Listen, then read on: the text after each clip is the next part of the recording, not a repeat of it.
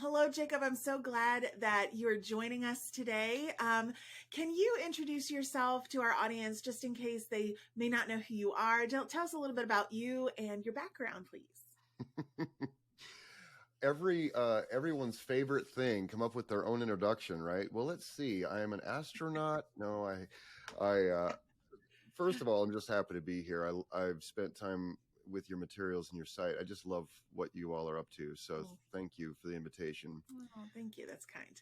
Yeah, I'm a writer. I'm the founder of the Heal Plus Create community platform, the Institute for Creative Living. Those are kind of the headline things. Mm-hmm.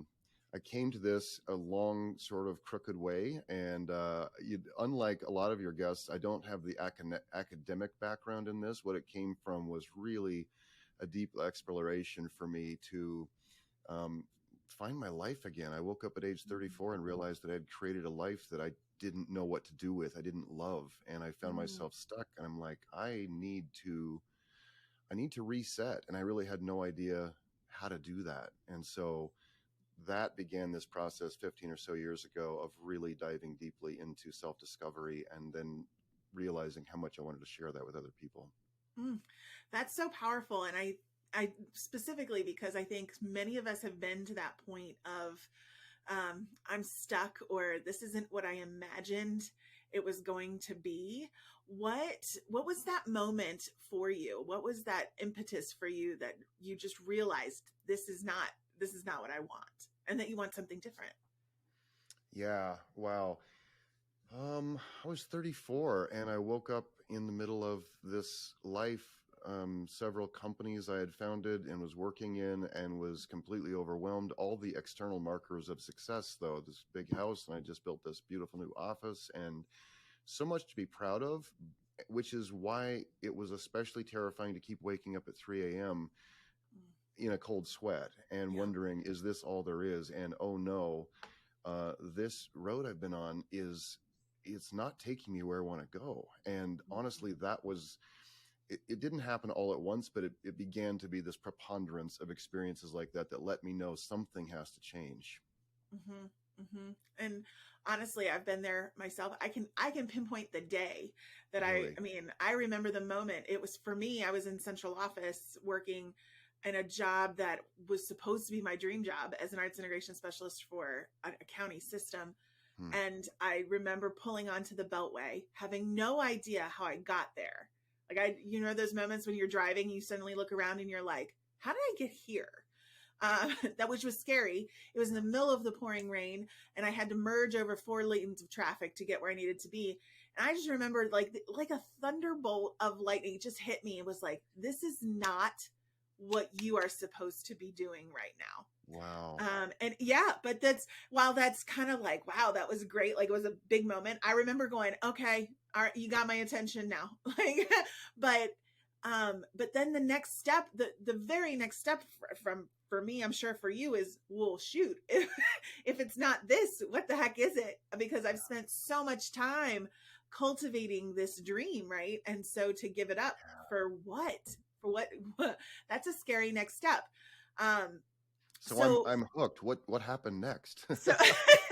So for me, I ended up driving that day down to central office, but at the time, our site was a blog. It was under a totally different name, under Education Closet. It was me blogging on the side in the evenings. I couldn't get enough of being able to share with teachers. And I kept hearing things from teachers like, this is great. This is so helpful. And so for me, it was, this is the passion point. So I'm going to pour into this and see if I can make this grow, and cultivate that more. And it's, because of that, then I shifted that focus. And of course, where you put your attention is where things end up happening. So, within a year, I had left that job and I was full-time in our site and hiring people. And from there, we just kind of blossomed. But at the moment, I didn't know what I was going to do. And I know for many of our audience, particularly for teachers right now, right, where we're in a state of just shock. I think so many people are like, I dreamt of this since I was a little kid, that I wanted to be a teacher. Wow. And I got here And now it's nothing like what I thought it was going to be. I'm burned out. I wake up in a cold sweat because I'm thinking about what did I not turn in? This is not it, but I don't know what the next thing is. So how did you take the courage to take the next step to figure that out? Because I'm sure you've got the trappings of success, right? You've got the big house and you've got the office, and you couldn't just walk away from all of the responsibilities of that, right? So what did you do next? No, I couldn't walk away from the responsibilities, and I wouldn't have wanted to. And every once in a while, fate or life or whatever we call it intervenes, and the financial meltdown of 2008-9 came along. Most of my investment was in the financial world, and I got wiped out. And it was this, I say that glibly now, like, oh yeah, it was just this thing. No, it was terrifying. Yeah. It turned me upside down. And also it was such an interesting thing, Susan, because I remember sitting on the sidewalk out in front of my house as I was getting ready to move my then wife and 3 little kids to Austin, Texas, where we didn't know anybody and didn't have jobs. We just felt like we need to have a chance to start over, where not hundreds of people don't know me by this certain story, And Right. I remember Right. sitting there and just realizing, and I didn't say it out loud because it's something that feels almost shameful, but I'm like, I'm free for the first time in my life. Yes. Yes. That idea of freedom. Yeah. This is totally off, by the way. Like, we have a structure for today, everybody, and we're totally off base, but that's okay because I'm loving where this conversation is going. And I want to ping on this idea of freedom because I was having this interesting conversation not too long ago, and with a peer of mine, and she looked at me and she's like, the American dream when I was growing up was, a house, a car, maybe 2 cars, 2 kids, a dog, a picket fence, that being able to have a stability in your job. That was the American dream. But it's not the American dream anymore, which we could agree on. And she was like, but what is the American dream? That took me a really long time to really ponder through. But honestly, I think it's freedom. I think it's lifestyle freedom. I think it's financial freedom. I think it's the freedom to do and be and, pursue whatever it is that is lighting you up. I think that idea of freedom is so powerful. And when you have that moment of, my gosh, I'm free finally, Mm-hmm. it opens up possibilities, right? It does. And I think one of the most difficult things about freedom, Susan, is that it comes with so much responsibility, right? And so Yeah. when we've been living in the template that says, I'm of Generation X, and we were probably the last generation that totally bought the idea that if you get on this conveyor belt, that on the other end of that is the dream, and all you have to do is stay on the belt, right? Yes. Right there with you. I mean, like, that's what we watched though. Yeah. That's what we watched happen. And so the alternative to that seems a little scary. But I think It's so so worth it. scary. Yeah, and I mean, I Yeah. think that brings us to, I don't want to jump ahead at all, but one thing I'd love to stir in here is Yeah. the transformational experience of self-discovery. And Yes. for me, Susan, this is one of probably the key and most primary point is so many people would ask me during that time, what do you really want? And I could not answer it. And that felt somewhat shameful also, because we're trained in school to have the answer, to come up with the answer. And so I felt afraid saying, I don't know what I want. And in my quieter moments, I had to admit, I don't really know who I am even. Yes. Yes. So talk to me through the process then of this transformation. Well, it included starting from scratch. I moved to Austin, and I tried to put together a resume, and I realized very quickly that I hadn't had a resume for many years because I had been an entrepreneur. And so when I was trying to get a job mowing lawns back then, because I did that as a child or a young person. And when I submitted my resume, they would call me back and they'd say, are we mistaken? Because your resume has CEO of this and inventor of that. And why do you want to push lawnmowers? And I said, I just want a job, really. And they said, no, we're not going to hire you because you you'll clearly just start a company and go do something else. And I said, you don't understand. And that helped me realize that I was very much defined by a story that was no longer true for me. And so I really had to start into the process of saying, oh, okay, how can I rewrite my own story and not falsify a resume, but how can I get myself free even of the definition I've had of myself? And so the next several years were such a deep process of that, Susan, and working 3 part-time jobs. I worked in a little cigar lounge in Austin and also for a government office part-time, and I did website work on the side.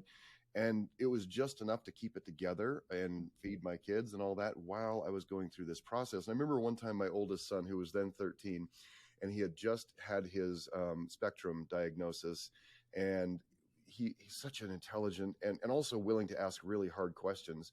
And we were driving somewhere and he said, Dad, didn't you used to like own your own company and you were the boss? And I said, yeah. And he said, what are you doing now?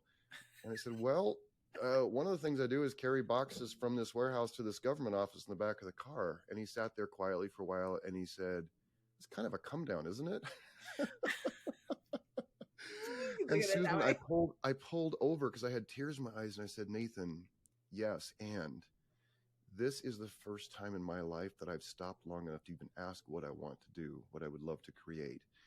And I said, it's an opportunity I didn't even know I'd ever have again. And so we had this amazing conversation. And that, I think, is probably a good way to define that period of time for me. It was this sense of, no, I don't know what's next. And that's where I began writing, Susan. And I had that dream since I was 10 years old. And like many of us, I immediately dove into life and said, okay, someday I'll write, but first I need to make the money. First, I need to establish security and all of that, because I came from a lot of very low economic status. And so for me, that became this huge priority. I need to make the money. Then I can buy my freedom to write and create. And I was grateful that I was given that opportunity. And I was grateful also that it wasn't one of those stories of, oh, you made the millions of dollars. And because we have so many stories like that, you know, the .com millionaires and the tech millionaires who, you know, they're living these dreamy lives and creating and doing all these awesome things. But a lot of people who are more middle class just feel completely stuck. And they said, that's nice for you, but I have all of these bills, all these obligations. Where could I even start? You know? Right. And I feel like that makes you, there's a humbling process there. And it also allows you to understand that other perspective because you've lived it. Right. So when you went through this process, were you following any kind of a system, or did you kind of create this as you went along in terms of how to be introspective and really think about what you wanted and who you wanted to be?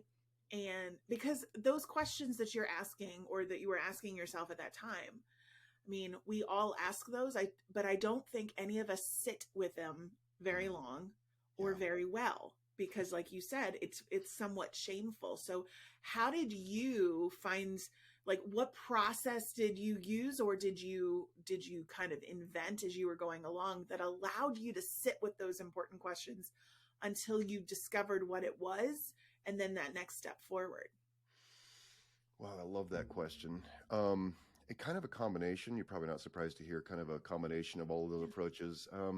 My father, who had been a stuck creative, he would have self-described himself that way. He had handed me a copy of Julia Cameron's The Artist's Way just before I left town. And he said, I'm going to want this book back someday, but I feel like it'll help you right now. Well, I packed it in a box, Susan. It ended up in, the attic or something. One day I was digging around, I found it, and I took it back to my warehouse job, and I sat there and started reading it in between box orders. And I started crying. I felt so much emotion because it felt like I was being invited to come home. And so as I began using the morning pages process and then the artist dates and the things that Julia talks about in there, little did I know that we'd eventually become actual friends. And that, I mean, again, it's just hard to even imagine that was possible sitting in that dusty warehouse with that book. But that became, the morning pages practice became my lifeline to sanity. It also became my lifeline to being able to ask the questions and be so honest about everything, Susan, for the first time in my life. I'd always been very careful about here's my image, here's how Yes. everything fits together. And inside of those pages, I got to be a total mess, you know, and an honest mess. Yeah. Yeah. Yeah. And the messy middle is where it really starts to come together, right? You know, um Sark, that's one of her phrases. the messy middle. Well, I'm a big Julia Cameron fan. I Oh, got The Artist's way back when I was in college. yeah. It was required reading for I went to a music conservatory, so for Oh, us wow. that's like living in that. And I remember at the time not fully appreciating it Yeah. until I got out and I was actually working on things that were creative for me, that were outside of my natural creative realm, if that makes sense. And the Artist Way is a huge part of that. So I think, she's had such an impact on so many of us who have gone through Truly that journey, which is remarkable. incredible. Yeah. Yeah. Yeah. Well, and I found that by asking the questions, I eventually developed a process using 4 morning pages that really matched me. And it's 3 simple questions. In fact, I'm delighted to give it to anybody who wants Yes. to on here. Yeah, It's please. creativeselfjournal.com is where you can find it, and it's totally free. And I've talked with Julia about that. And I said, listen, this is a little bit different from morning pages. And she looked at it. She said, please tell everyone they could just do their morning pages using these 3 questions. I said, okay, wonderful. So it's Julia Cameron approved. But the 3 questions, That's Susan, good. how do I feel right now? Which, when we look at it from a very kind of surface level, it's just a wonderful grounding thing. And when we look at it from more psychological and emotional intelligence standpoints, it really has the ability to bring us out of being disassociated, out of being an autopilot, and say, how am I feeling right now? Not how should I be feeling, not how do I want to be feeling, how do I feel? So many of us are cut off, and I know you know this because you work in education, you work in all these areas, and developmentally, so many of us are cut off starting about age 1 or 2, and then progressively more so from how we feel. And we're actually, many of us internalize the message, whether it's explicit or not, that our feelings don't matter. And so using a very simple process like that is, to me, one step towards self-discovery that can feel like this great relief, even admitting this is how I feel right now, you know? Mm-hmm. For sure. Yeah. So that's the first question. How do I feel right now? What are the other 2? Now. Second question is, what do I need right now? And I'm always interested to see the sort of mundane, quotidian things that come through, like, I need to pee right now. Yeah. You know what? I'm tired and I need a nap. And then often larger things, more existential things might come in. But a lot of times the signals that are coming from my inner self are often very simple. Mm-hmm. And what I've discovered, Susan, is that by beginning to communicate with our inner selves as if it's a toddler we love very much, that's about the right tone and about the right experience, I think, because when we begin to be so simple, no longer in concept, we're in our bodies, we're in our experience. What do I need right now? And the third question is, what would I love right now? And whenever I'm going through a really challenging time, it might not be this great, thing out in the future. It might be, how would I love to feel right now? I've used that so many times ahead of a meeting that I didn't feel qualified to handle, or so many things. And asking that question, how would I love to, what? I'd love to feel more confident right now. I'd love to feel more peace.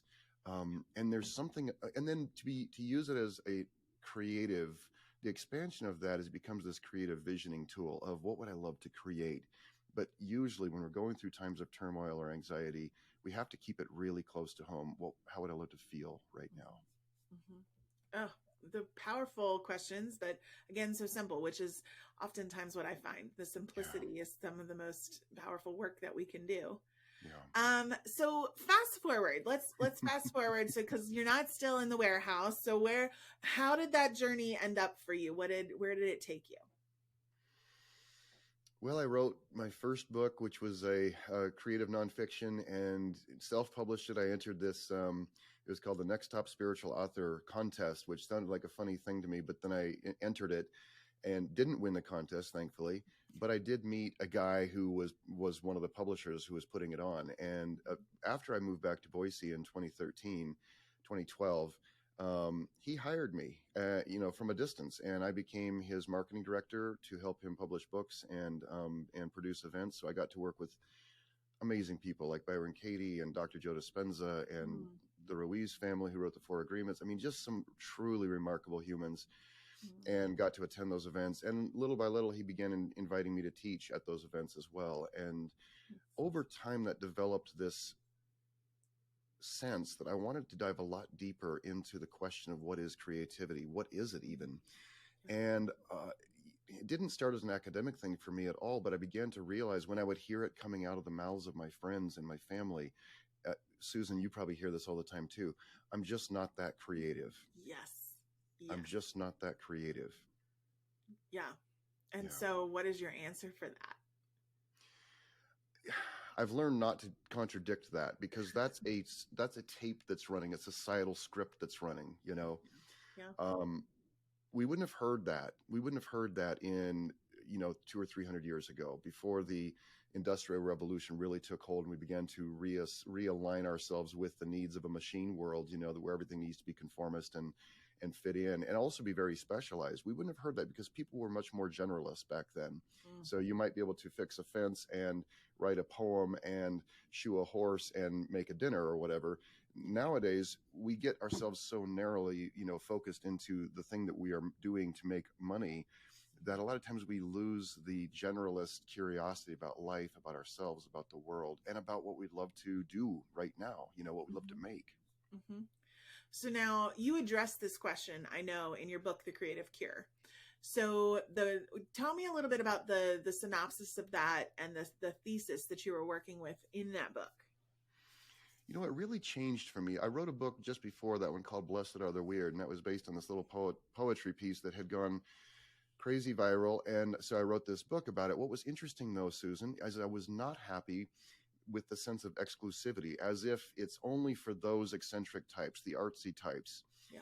And the manuscript, the first draft of The Creative Cure, the first line was, "We need to rescue creativity from the arts." And the publisher eliminated that line, which I was okay with. But there's a reason I said that, and that's because not so artists don't get to have it anymore. Of course, artists will always have that. Right. But the idea of creativity, when I sit with people and say, if we didn't have a word for creativity, can you describe how it feels in your body? Mm-hmm. Usually not at first, but as we get into it, mm-hmm. I say, take a breath. Mm. Your body is using oxygen and air to create something right now. Breathe out. Can you feel your heartbeat? That energy is part of the creative impulse of the universe. That is the energy that is keeping your eyes lit up. And so when we begin to bring creativity out of being a concept or something that is only the bailiwick of those who make a full-time living in the arts, we begin to realize, creativity is more like the sap in a tree or the blood in our body. It's meant to flow into every single part, and it's meant to restore the parts that are not in good health, if that makes sense. I love that. That the idea that it is something that is the lifeblood, that it's continually flowing.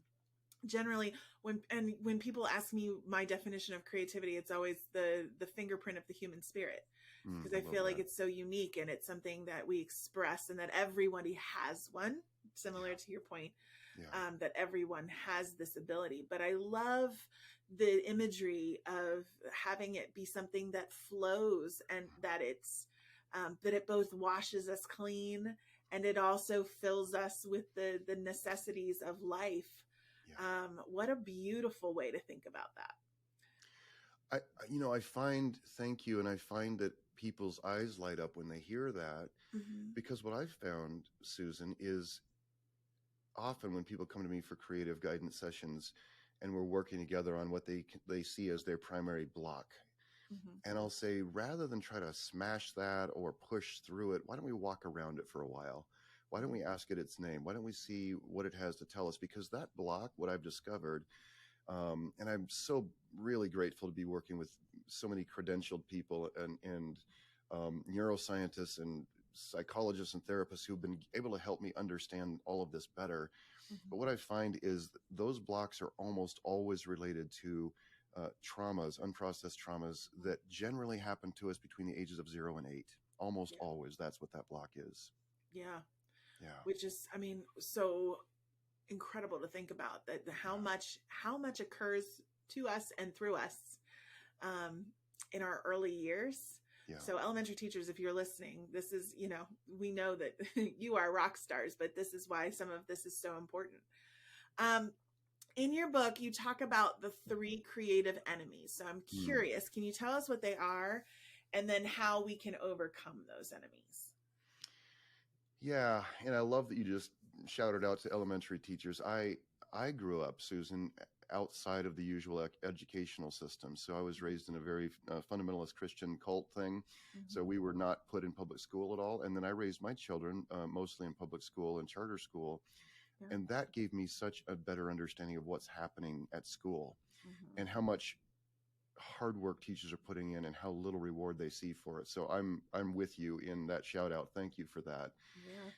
And I think it leads us right to that, the 3 enemies. So the 3 enemies of creativity, as I see it, are socialization, which is an interesting one because it's not an enemy that we can get rid of. Like socialization, how we learn how to be humans Yeah. is mostly through imitation. So we actually are socialized by observing and then by copying. Mm-hmm. And we eventually then we learn how to use the toilet. We learn how to eat and read and write and talk and everything, mostly through imitation of others. But that socialization, depending upon the environments in which we're raised, that socialization often hands us beliefs and templates for seeing the world that are often extremely limiting. So that's one of them. Mm-hmm. Second one is rejection or the fear of it. And this is such a primal one, as you know. I mean, it goes down deep into our lizard brain. The fear of rejection for our predecessors was something that if we did something, we violated a tribal rule and got kicked out, we likely would physically not survive. So somewhere in our brains, somewhere in our DNA is this message, don't step out of line or you will die. Even though our rational minds knows it's not true, still it's that powerful in us. So rejection, the fear of rejection, the fear of standing out too much, of doing anything differently, Mm-hmm. of being different. I love watching Gen Z and Alpha kids right now because my children are, in their 20s, and I love watching them. My partner, her children are younger. I love the fact that they don't seem to be burdened with our generation's belief systems. They just show up and they're like, that's dumb. I mean, my kids would actually say stuff like that, like, why that? That sounds dumb, Dad. And I would stop and go, you're right. I'd never even thought about it, but you're right. That is actually dumb. Yeah, and they don't take anything. They don't take anything at face value, which I No. kind of I enjoy as well. My daughter is very much that way. She's 13, and it's like, have you ever stopped to think about what this is? Like, really stop and think about that, Mom. Oh, you're right. You're absolutely right. Isn't Yeah. that jarring? Um, so how can we maybe not overcome, but if these are the 3 enemies, and some of them we cannot avoid, like socialization or even fear, because Mm-hmm. we're always going to have that. Mm-hmm. What are some ways that we can work with or maybe play with these enemies that allow us to kind of move around them or grow through them? Yeah, I love that. I didn't mention the last one, even though I referred to it earlier, which is trauma or traumatic Yeah. experiences. What's interesting is I find a lot of people have a hard time, especially men, have a hard time with that word trauma because it sounds like, oh, I'm admitting to being wounded or broken or weak or something. And I love the fact that that's changing now. I feel like that's part of the answer to what you just asked. I feel like I know that teachers are so often tasked with triage in situations, and it's really not part of their job description, but it's just the reality. They're having children come in who are tremendously traumatized, either capital T trauma or all the just hundreds of thousands of other ways that we get traumatized in our youth, that seem normal, like low key bullying, Yeah. all of those things, or just even a home where you might not register anything on the ACEs assessment. Yeah. So no capital T trauma, but maybe that home is just seriously critical or harsh. Maybe there's a lot of punishment in that home, but that doesn't quite rise to the level. So I would say one of the first things to be aware of for most teachers and people who are seeking to like change the story here is understanding that while we can't change the situation at home, what we can do is create a safe space in these learning environments. We can create safety. And I think that often requires slowing down. And the same with socialization. I feel like creating an environment where we can ask the questions that we didn't even know we should be asking. I just went to a leadership training that was super intense, Susan, and above the room for the entire training was this question that they didn't even address. They just left it up there for us to ponder, and it said, "What are you pretending not to know? Mm. What are you Wow. pretending not to know?" Yeah. I love that. It's like a Socratic, powerful question. Yeah, it And is. I think that taking that idea with us into these spaces where we're seeking to invite people back into their own true genius, into their own expression, and being able to ask them in various ways some form of that question. If you didn't have to protect anyone, what would you say about this? If you wanted to approach the situation and fix it, what would you say? And I Yeah. think that that by itself actually is a creative activator, because when we ask a question and allow that to happen, allow the answers to come forward, we are truly engaging our creative natures in that, both on both sides of that question, you know. Mm. I love how you talk about creativity, Jacob, because so many times, and I'm an artist by trade, Mm, and I speak with teaching artists and artists in general.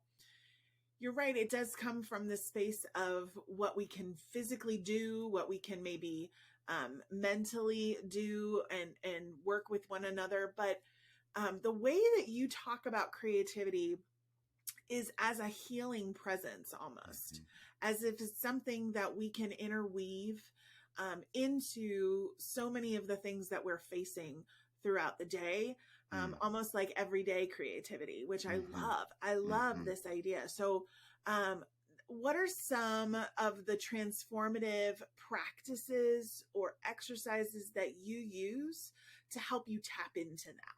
Hmm. Hmm. God, I love that question.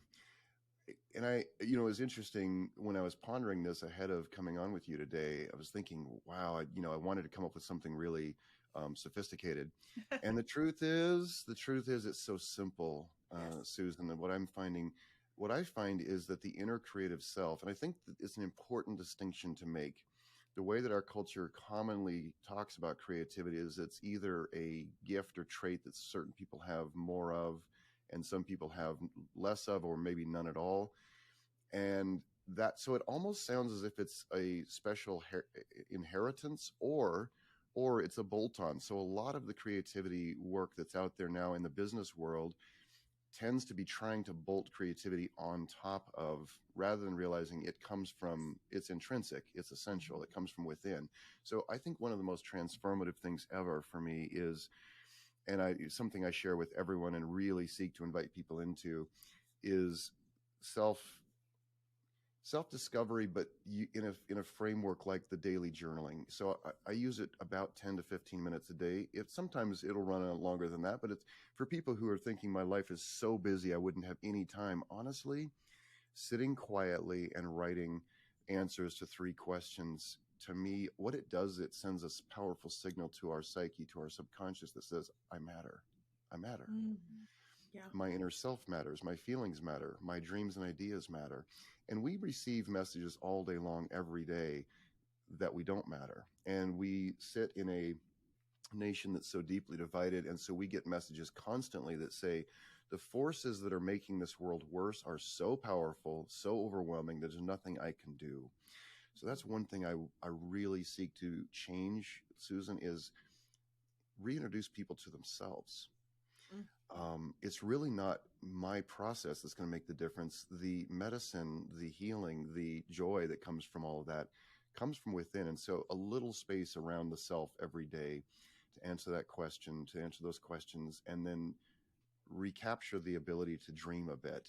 And I'm not even talking about these grand dreams. If I won the lotto, I'd live on an island. I'm talking about what can I what would I dream of in my backyard during one of the more depressing, scary times of my life that I didn't feel like I had any resources. That's something that happened, and that was actually what began to open my eyes to this, Susan, because I began walking around my house. I have this assessment that I use with clients and teach in workshops, where we do a walk around the house of our lives, and it's a very gentle thing. It addresses the big areas. And I say, if you can just pretend like you're a very curious and also sort of humorous detective, walk around the house of your life, including your physical home environment, and just look for areas that aren't feeling very artful, that don't feel good. And for me, that was like a convicting thing when I was developing that, because I walked out on my back porch and there were three bikes that my children had no longer wanted to use. They were kind of rusted out. And there was an old chair and there was this pallet of dead flowers. And I'm like, I've been walking by this for months and months and months. And it's something that creates a little bit of one of those like, ugh, just one more thing in my life that's not artful. So I said, okay, I'm going to take Saturday and I'm going to do something about this. And a friend came over at a truck. We dropped the bikes off at a homeless shelter, and in an hour I went back and they were gone. So it made me so happy. Somebody else was going to repair and use those bikes, and got rid of the dead flowers, bought some new ones, added a little chair, and for under $200 I created beauty in my backyard. And that created space around me to then go, what else in my life can I restore? Can I bring back to artfulness? And that's not just what we paint or write or sing or anything like that. That's also our relationships, and it's also the work we do for pay. Like, how can I become more artful? How can I experience my work in a more artful way? If I were to be willing to change something and have the courage to have that conversation with my boss or my manager, what I've discovered is most of the time when people go in with a specific plan or request, often managers and bosses are like, absolutely, we'll do whatever it takes. Sometimes not, but there's so much surprising willingness to help us create artfulness around ourselves. And when I say artfulness, sometimes that can sound really fluffy and something to a lot of people. I have many people in my sphere who are engineers and very scientific types.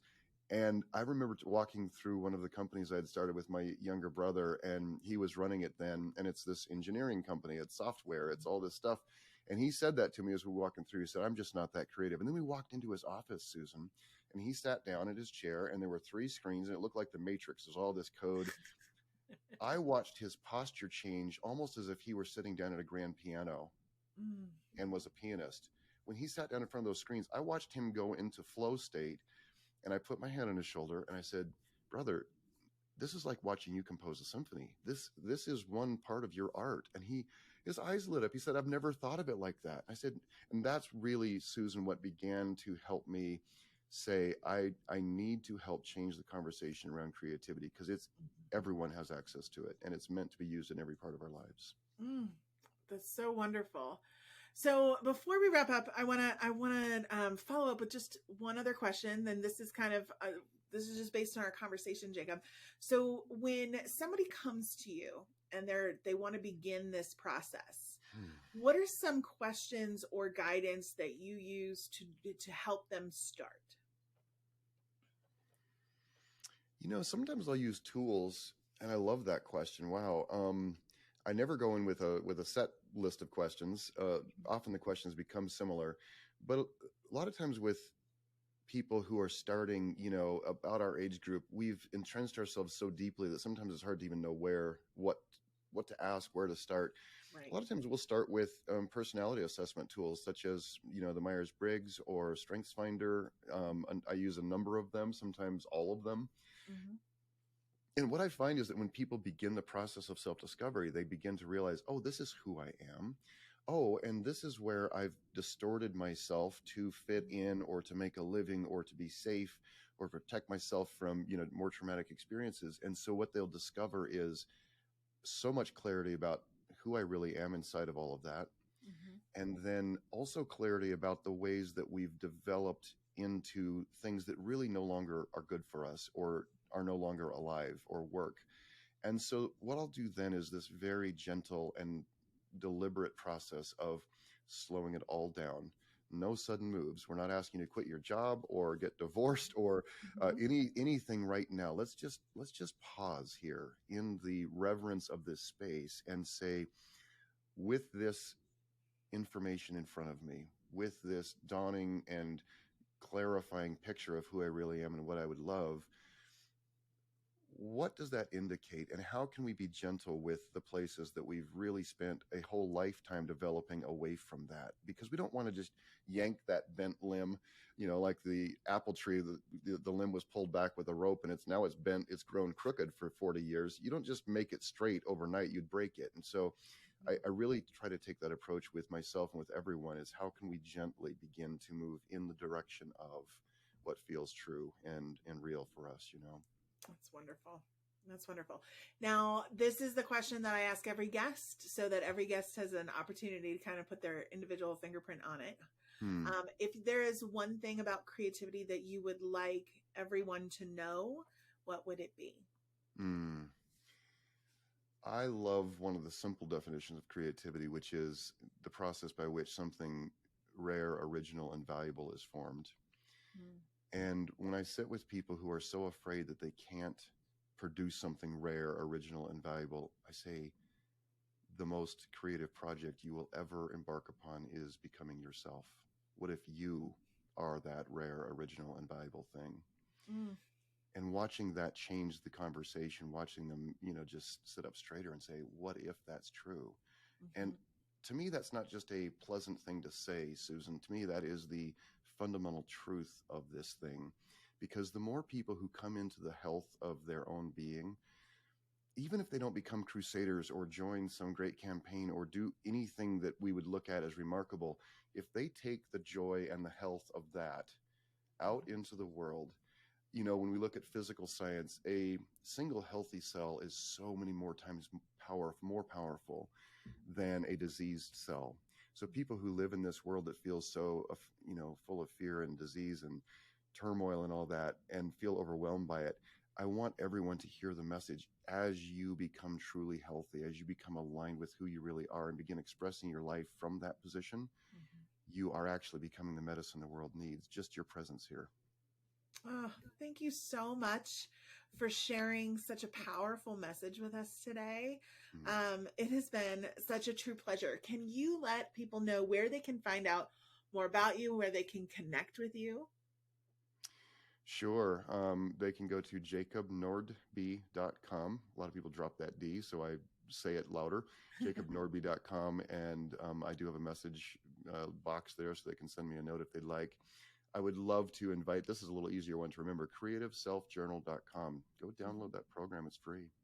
Wonderful. And we'll link to that in our show notes for sure so that people can go ahead and download that and get started. Thank you so much for being with us today. I really appreciated your message, and I'm so grateful that you're here in the world helping all of us to become better humans.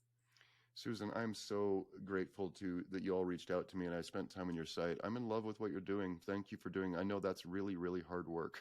Thank you for doing it. I appreciate that. Thanks, Jacob.